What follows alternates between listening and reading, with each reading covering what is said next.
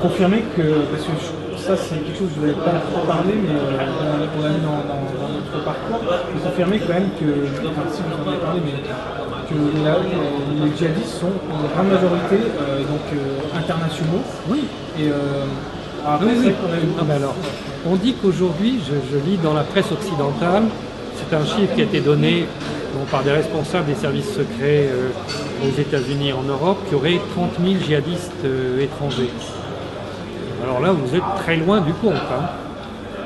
Si vous pensez que vous êtes capable de tenir un pays avec 30 000 hommes, vraiment, vous n'avez pas compris. Je ne suis pas capable de dire combien ils sont aujourd'hui. En plus, ils se déplacent entre la Syrie et l'Irak. Mais depuis le début du conflit, le nombre de djihadistes étrangers qui sont venus en Syrie au cours des 5 dernières années, certains sont repartis, beaucoup sont morts ici, le nombre de ces djihadistes est supérieur à 250 000. Ces djihadistes sont recrutés dans l'ensemble du monde arabe, et maintenant aussi un peu en Europe et partout dans le monde, mais d'abord dans le monde arabe. Il y a des bureaux de recrutement qui ont été ouverts dans des pays du monde arabe, et puis après, il y en a même qui ont été ouverts de manière officielle en Afghanistan ou en Malaisie. Et les gens sont arrivés ici par contingent, ils arrivent en groupe. Alors, ce ne sont pas des bons combattants du tout. Ils ont une formation très sommaire, on leur apprend à se servir d'une Kalachnikov. Bon, éventuellement, ils apprennent un peu autre chose, mais ça ne compose pas une armée, parce qu'une armée, c'est quelque chose d'organisé, avec une hiérarchie et une discipline. Ces gens sont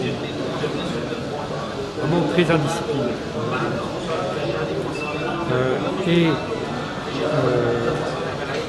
Souvent, bon,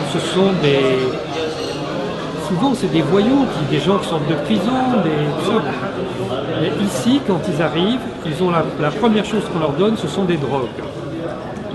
Il faut bien comprendre que ça fait des années que la CIA fait des essais avec les drogues, tout ça. Alors, ils ont trouvé un mélange de drogues synthétiques et de drogues naturelles, du captagon et du hashish, c'est la base.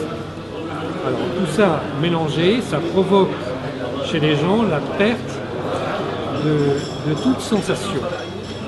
Donc, si vous coupez un doigt, vous n'allez pas sentir que vous coupez un doigt. Mais, quand vous êtes sous l'effet de ces drogues. Mais, si vous faites ça à quelqu'un, vous n'avez pas non plus l'impression de lui faire mal.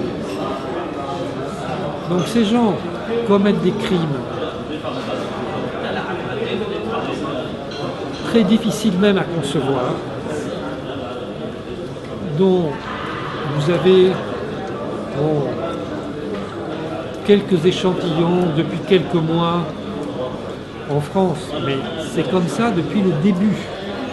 Quand je suis arrivé ici, la première chose que j'ai vue, c'était un corps dépecé dans la rue.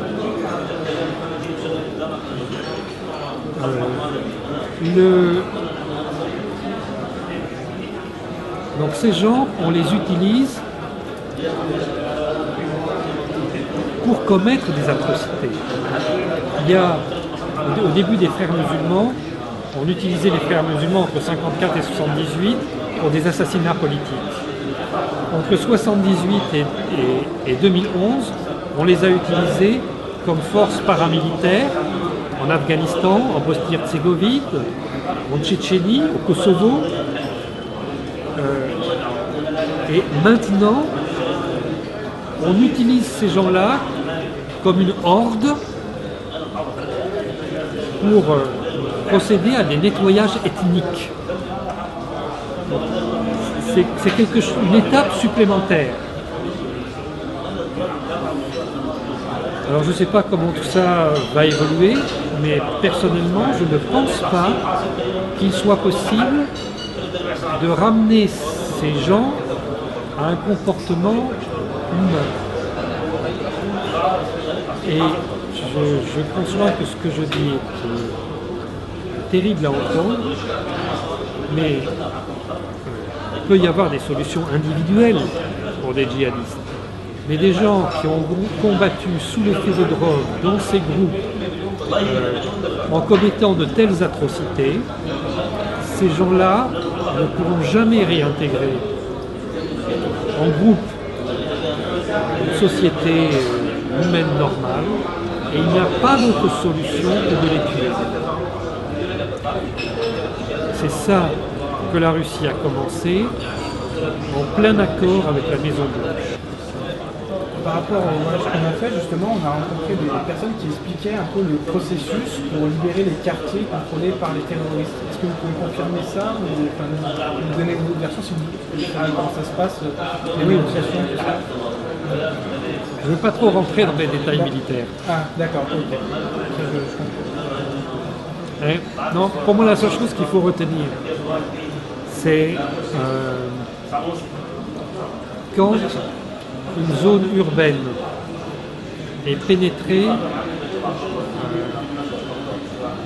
par des djihadistes, le seul moyen de les vaincre suppose de détruire cette zone urbaine.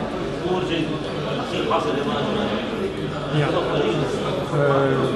Je suppose qu'en vous déplaçant, vous avez dû voir des endroits qui ont été des lieux de combat.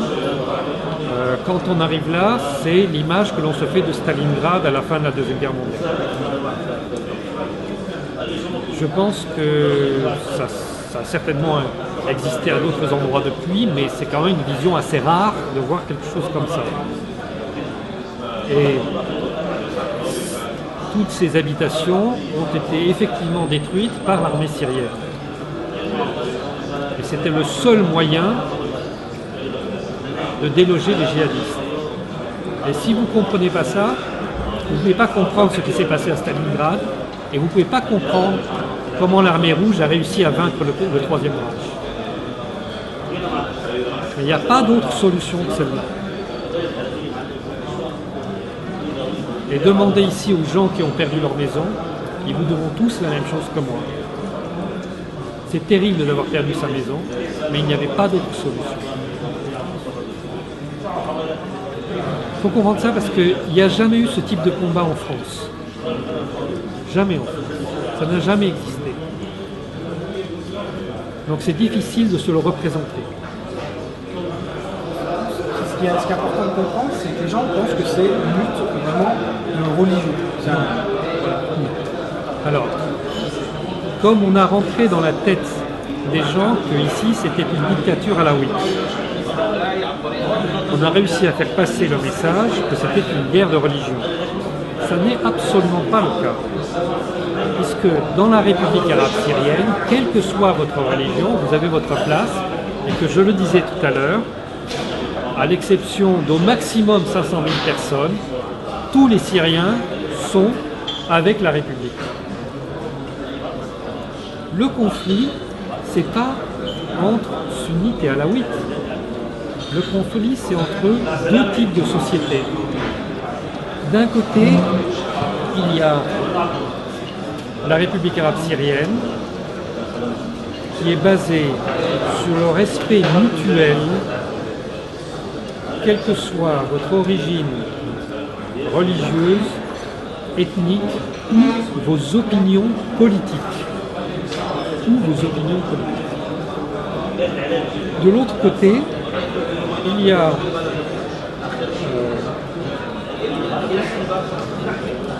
une idéologie,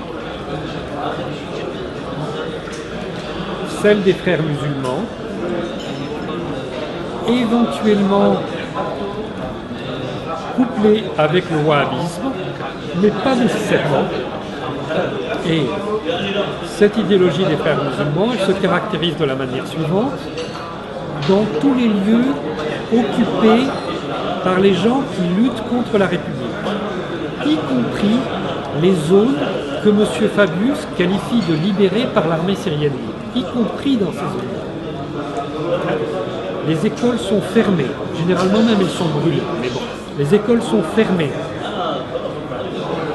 Les femmes n'ont plus le droit de se promener dans la rue sans être voilées, quelle que soit leur religion. Tout le monde doit être voilé, toutes les femmes doivent être voilées, et elles doivent être accompagnées par un homme de leur famille. le droit de vote est supprimé dans tous les endroits libérés par les rebelles modérés pro-démocratie. La première chose qu'ils font, c'est qu'ils suppriment le suffrage universel. Les homosexuels sont jetés du haut des immeubles. Ça a commencé d'ailleurs, le premier groupe à l'avoir fait, c'est l'armée syrienne libre. C'est le premier groupe à l'avoir fait.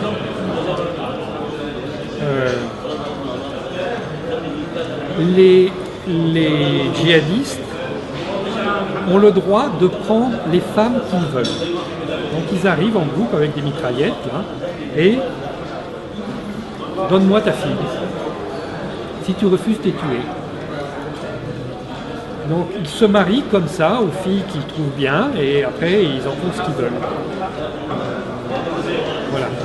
Donc c'est le conflit entre ces deux sociétés. La société que représentent les djihadistes, c'est la société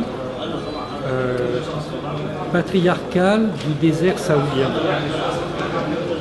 C'est la société d'avant le contrôle des naissances. Cette affaire est très importante. Personne ne va vous en parler. Mais dans le monde entier, il y a un conflit qui existe dans tous les pays entre les gens qui acceptent le contrôle des naissances et ceux qui le refusent. Ceux qui refusent de maîtriser leur fécondité, en Europe, se sont progressivement intégrés. Voilà, ça s'est fait sans trop de drame. Ici, l'évolution de la société a été beaucoup plus rapide qu'en Europe, parce que ça a traîné très longtemps à cause de l'Empire ottoman. Donc ça s'est débloqué en quelques années.